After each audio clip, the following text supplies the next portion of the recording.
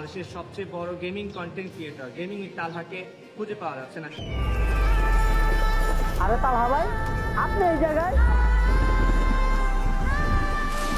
আমরা তো একটা বিশাল বড় ফ্যান। দূর ভোদাই।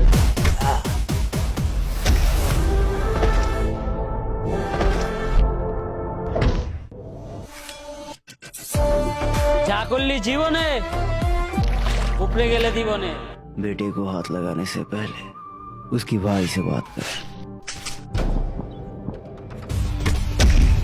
কাট কাট, এসব বালসাল আর্টিস্ট কোত্থেকে আসে?